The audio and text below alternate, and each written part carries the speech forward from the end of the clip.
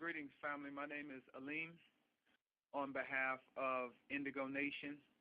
It is a blessing and an honor to have this opportunity to discuss some of the issues that are relevant in our community today. Lupus and sickle cell are a crisis in our community. According to the Lupus Foundation of America, 1.5 million Americans have lupus, primarily women of color. According to the Sickle Cell Foundation, 100,000 Americans have sickle cell, primarily people of color. Both of these diseases, in regards to my study and research, I have come to an understanding that is truly unorthodox, and that I believe that it is the basis of blood, the chemistry of our blood, that has led to these particular diseases. In regards to blood, blood is primarily made of three things. The red blood cells carry oxygen, white blood cells are an integral part of the immune system, and blood plasma, a liquid solution that carries everything else. A typical human red blood cell lies in the body about 4 to 5 months. Our body is constantly producing new blood and releasing it into the bloodstream. The work of carrying nutrients, hormones, water, chemical messengers, and even information throughout our body is the primary function of the red blood cell. When more red blood cells are needed, our bodies, with an infinite healing wisdom, automatically generates new ones. It creates the red blood cells using the materials that are available, materials that are circulating in our body at the time.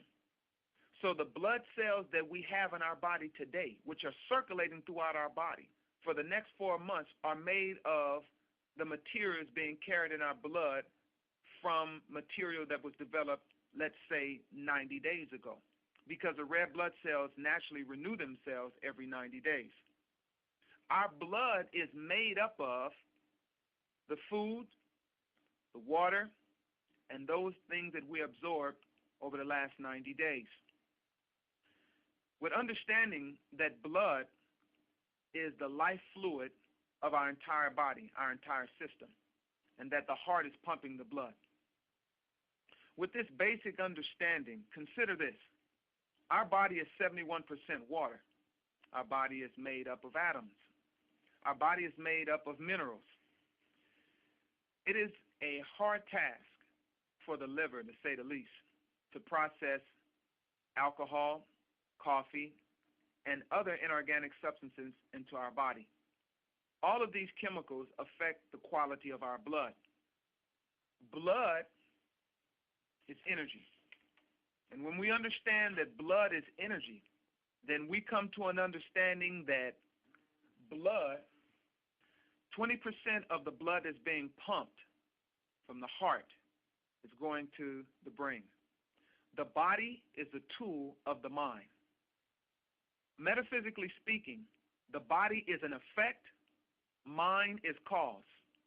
Therefore, when we look out in nature and we see the green grass, the green trees, it's based upon chlorophyll. Chlorophyll is the pigmentation that gives everything through photosynthesis color. It's energy. It's interesting to note that the red blood cells are virtually identical to chlorophyll, except for the center atom. The center atom in regards to blood is iron. The center atom in regards to chlorophyll is magnesium. Here's a medical clue right here. It's interesting to know that the medical establishment would refer people to use medication, which are synthetic, which creates more acid in the body, versus going into nature and teaching people that every 90 days your red blood cells renew themselves, and that when you put live foods into your body, this aids in the production of white blood cells, which are an integral part of the immune system.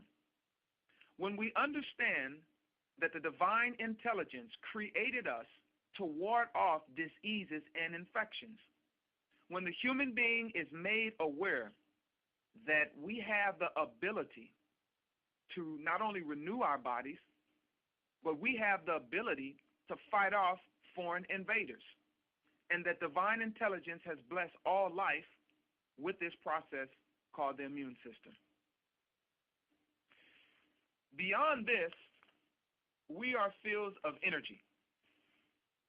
In 1992, Dr. Tyno of Technology, a division of Eastern Washington State University, developed new equipment to measure electrical frequency in humans and foods.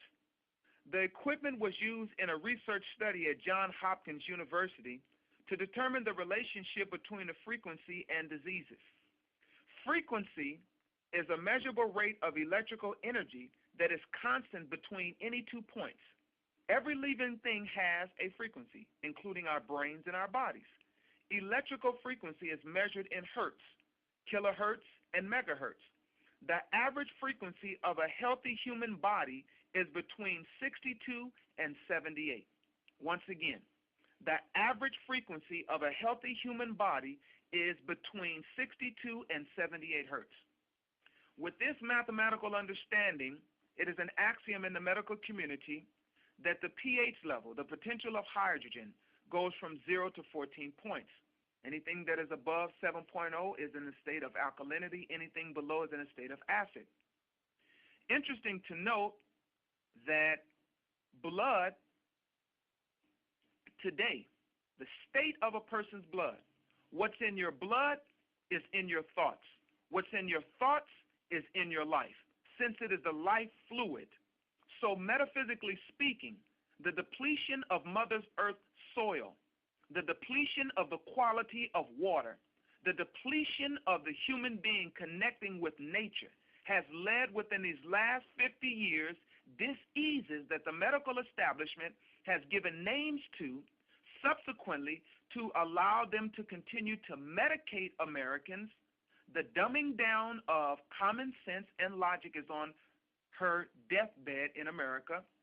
The supreme symbol of intelligence is the question mark, but individuals have given over the sanctity of their own health and their own bodies to the medical establishment and the pharmaceutical companies, when the reality of it is that America ranks 38th according to the World Health Organization. With that understanding that America ranks 38th according to the World Health Organization, it would lead a person to ask the question, what is the healthiest country in the world? The healthiest country in the world is Japan. Second is Australia. Third is Sweden. Fourth is Greece. Fifth is Italy. Sixth is Iceland. 7 is Cuba. 8 is Finland. 9 is Germany. And 10 is France. When we understand that 51% of Americans are on medication, 21% of youth are on medication, America is the fattest country in the world of all economically advanced countries.